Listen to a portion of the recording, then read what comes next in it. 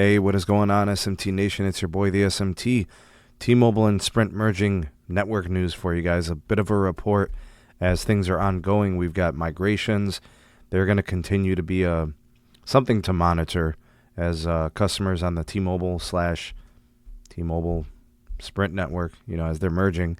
They have the wonderful honor of trying to migrate these customers. Tens of millions of Sprint subscribers and Sprint native network users, trying to get them onto T-Mobile's native network, get all that taken care of so they can start to completely decommission and recommission assets and gear and, figure out what they're doing with tower sites and so on. It's a very difficult task, one that has already caused outages, both regional and local levels. Many congested markets continue to see stress. No surprises here. I think this was to be expected. Several years ago on the podcast, obviously we predicted a churn, and we've seen that abnormally high churn rate from the new T-Mobile, probably due to some of these types of things. But the migrations are currently, I don't know. It's been reported that they're around the 10% completion mark. T-Mobile has been reluctant to do mass migrations, probably dating back to the major outage from last summer. But what I think is going on now, because I've been tracking congestion in certain markets, T-Mobile wants to be better prepared for situations and maybe do this a little bit more gradually. Markets have been measurably getting congested, and we have seen some network slowdowns in places.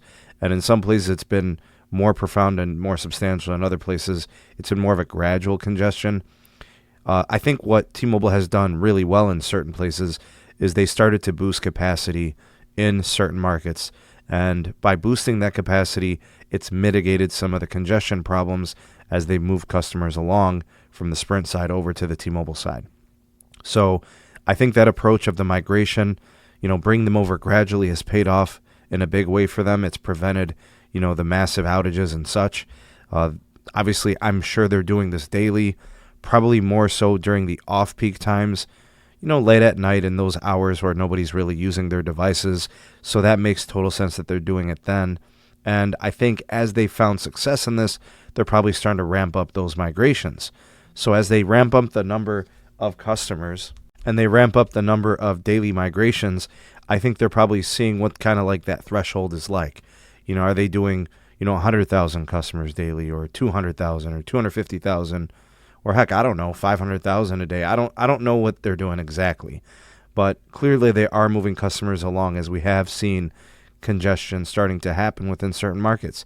And I think the greater concern is probably the high market share cities and regions where it's a greater issue.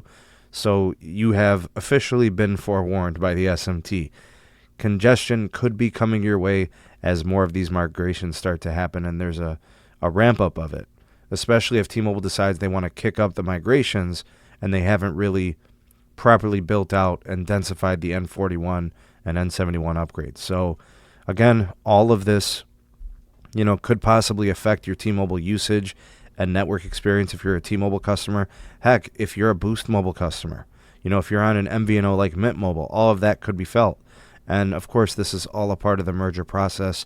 Unfortunately, it cannot be avoided. This is not necessarily T-Mobile's fault per se.